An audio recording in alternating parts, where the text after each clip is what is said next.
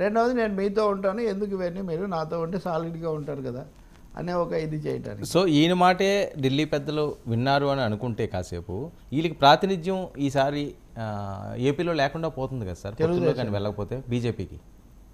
అవును, దీంట్లోనా ఓకే, కావాలంటే ఏముందండి, బలహీనమైన అభ్యర్థిని పెడతారు, లేకపోతే రాజకీయాల్లో అనేక పద్ధతులు ఉంటాయి కదా. అంటే గెలిచే ఛాన్స్ టీడీపీ జనసేనకు ఉంటుందేమో కానీ బీజేపీ వైపు ఇంకెళ్ళి ఛాన్స్ ఉండదు కదా. ఒక సీట్ అన్నా కొట్టే ఛాన్స్ ఉంటుందా ఒకవేళ ఉండదు? అంటే వైసీపీ బలహీనమైన అభ్యర్థి అయిపోతే అప్పుడు వాళ్ళు కూడా ఆ మాటకు ముగ్గురు వాళ్ళకు లోబడే ఉన్నారు కదా, మీరు అది గుర్తుపెట్టుకోవాలి.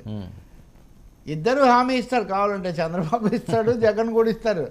మీరు ఎందుకు కాస్త చూసి చూడనట్టుగా ఉండండి, మీ అభ్యర్థులు ఇదిగో మా ముఖ్యమైన జాబితా ఇవ్వండి, వర్మన్ మటుకు డిస్టర్బ్ చేయొద్దు, ఇదిగో పలానా రావు గారిని చేయొద్దంటే ఆ 3-4 చోట్ల బలహీనమైన అభ్యర్థులు. మజ్లిస్ పాత బస్తీలో ఇంతకాలం గెలవడానికి పాలక పార్టీలు బలహీనమైన అభ్యర్థులను పెట్టడం, తగినంత ఫోకస్ చేయకపోవడం ఒక కారణం. అది ఒక్కటే కాదు, అది ఒక కారణం. కాబట్టి బీజేపీ అలాంటి ఒక డబుల్ గేమ్ ఆడడానికి పూర్తి అవకాశం ఉంది ఇక్కడ. ఆ డబుల్ గేమ్కు మీరు అంతగా అయితే ఇండైరెక్ట్గా చేయండి కానీ డైరెక్ట్గా వెళ్ళకండి అని చెప్పే అవకాశం ఒకటి ఉంది ఇక్కడ. మీరు ఊహించండి ఆ సిచ్యువేషన్. ఇద్దరు బలహీనమైన అభ్యర్థులు నార్మల్గా పోటీ పెడతారు.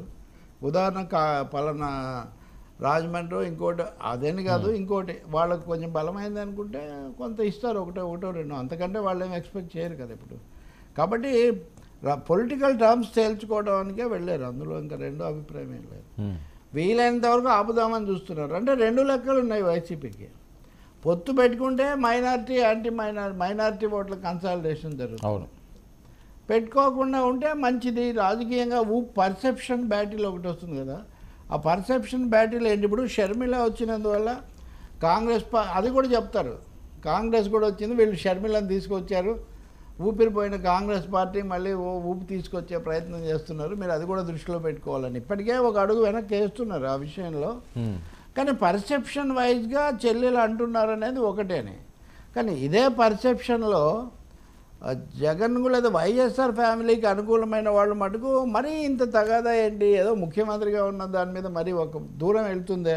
సో ఈ పర్సెప్షన్ తమకు అనుకూలంగా మారుతుంది నెమ్మదిగా అనే ఒక భావన కూడా ఉంది వైసీపీలో. సో ఈ 2 విషయాలు కూడా వాళ్ళ దృష్టికి కూడా తెచ్చి కాంగ్రెస్ను మళ్ళీ రివైవ్ చేసుకోకండి, అటు చంద్రబాబు ఇటు కాంగ్రెస్ ఇద్దరు రివైవ్ అయిపోతే మీకు ఇంకా దక్షిణాదిలో మీకు ఇంకొక గడ్డి పడుతుంది కదా అనే దాని మీద ఎక్కువ నొక్కడం అనేది, అది వాళ్ళకి కన్విన్స్ చేయటం, కన్వే చేయటం ఆలోచనలాగా ఉంది.